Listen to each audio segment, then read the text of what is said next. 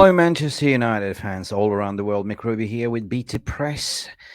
Not Be Depressed, but Beat the Press. It's Sunday, the day after the 1-1 draw against Burnley. And how do we all feel?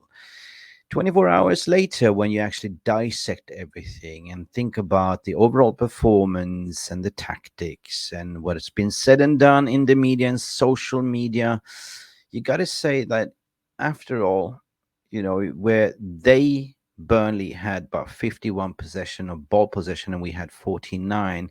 In general, United tried something different. In first half, we were controlling the game. We were more calm, passing it around. We had a lot of chances, though, but we couldn't bury those chances. We had 20 shots on target, but only one went in, and that was Anthony Dos Santos. And then we had, of course, the controversial VAR decision where people in the socials are either blaming Andrew Onana or they are blaming Casemiro. But at the end of the day, I think that if you look at the incident itself, you see that Andrew Onana is already on a flight trajectory to catch the ball and totally misjudged it. So what are you supposed to do as a goalkeeper? That is your 6-yard box. This is what you're entitled to do, to go for the ball. But that also reminds me back in the early of the season when Andrew Onana got away with the same incident and it wasn't awarded a pen. I think that VR was sitting there at the moment and having that recollection in their mind. Oh, hang on, we got a lot of stick for not awarding that penalty, and now we're going to reward this penalty. But then on the other hand, the 1-1 came in, and then Manchester United were puffing forward, and there was another incident where Bruno was crossing the ball and it hit the hand of the opponents that actually stopped the ball to actually reach its trajectory, which was probably going into the net or somebody to actually tap it in, and VR just totally ignored it. So what is the consistency with Aaron Wan-Bissaka's pen awarded last game versus this? Obviously, VR is there for the clear and obvious, and this was a clear handball, right? Because if you look at where the hand was going, it was standing right up here, stopping the ball, but it's another thing, it's tucked into your arm and hits it there. Then it's a pen. But this was not a pen. So the problem is with the consistency with VR and the clear and obvious decision, what the ref is deciding to do. They didn't even have a look at it to say, no, that's not a pen. So I think that most footballing fans are absolutely tired about the VR. Okay, it's good for the semi-automated system that's coming in next season, at least for the offside rulings. But when it comes to handballing decisions, that needs to go out the window. A handball is a handball, no matter what. If it's, according to my opinion, if you are within the 6-yard box and it touches your hand, doesn't matter. Only goalkeeper is allowed to touch the ball inside the 6-yard box with the hands, not players. So therefore, make it simple. Anything that touches your hand, call it out a penalty, and problem solved. So big up to Swedish FA as well. Swedish Football Association scrapped totally VR. They're not going to have it anymore. They had enough. Because the margin of error relying on technology is done by humans. Humans sit behind the video monitors and assess as well and overrule the refs. So the reason why we had VR was basically to avoid the injustice. But well, injustice is still happening in inconsistent manners. Anyway, I just want to touch base. Anyway, 1-1 was the result. But we know if we go back to this week, what happened, that the media got banned from Ten Hag's conferences. We're talking about BBC, The Sun, Manchester United Evening News as well, right? Manchester Evening News. Now, I want to bring something to the attention here, which is very, very bizarre. Very bizarre, to be honest. And that is something that happened yesterday. It's one of our loyal followers as well, Jokic or Debbie, posted this yesterday to say the fan base are so gullible, believe anything that media is telling you. If you only check the actual interview straight after the match, you will realize it's different backgrounds on the man of the match video, Manchester United video, to be honest.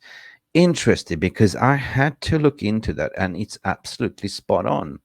It's spot on. So when you create loads of chances. Listen, You put yourself in a winning position. So BBC, we know, was banned from the presser, Simon Stone, and media has decided that they want to sack Ten Hag. It's clear as daisy, right? So I find it very obvious to have a look at this clip here to say, look, here is the background. You see that DHL logo. Let me just let's see if I can sort of zoom in on it to make it fair. Yeah, let's zoom in. All right, let's zoom in. So you can see here the background is the DHL, right? And above is the team viewer. You look at this was actually taken from yesterday, right? Take a closer look at what Ten Hag and what BBC clipped up and posted yesterday and judge for yourself. Totally, totally not the video from yesterday. I think we are one of the most dynamics and entertaining teams in the league in this moment by creating loads of chances, by playing good football. Yeah, and we concede also. We have to learn from it because it was unnecessary to lose the control. So, do you see how they're trying to clip that narrative to turn you against you, to say that we are the, we play good football and all that stuff, right? That is not from yesterday. Clear and obvious. You look at the background, you see how they clipped it up and posted. BBC has an agenda. They're pissed off that they didn't get, that they got banned to attend. And if they were banned to attend, how could have been there interviewing Ten Hag in the first place? Think about it. They've been banned. So they clipped up something from a previous match and posted up to say that it was yesterday. Here is actually the original. And spend some time on the training ground. So from the performance here, I can say the team did very well. We have also some very young players and then play 3 games in 6 days with also an extra time in it.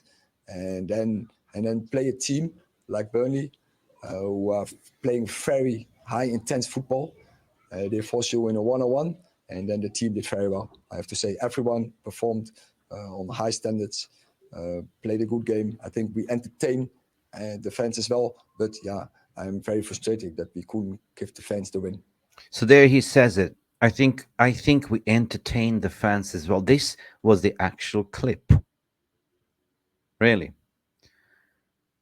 They played good footballs in moments, but second half was, according to my opinion, more open-ended basketball game, or you can call it you attack, we attack. So it was clear and obvious that you needed to win this game.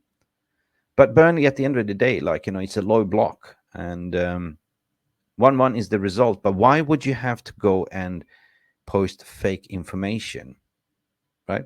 If BBC was banned to do any press conferences or interviews, how did they manage to post this video here? I think we are one of the most dynamics and entertaining teams in the league in this moment by creating loads of chances, by playing good football. Yeah, and we concede also.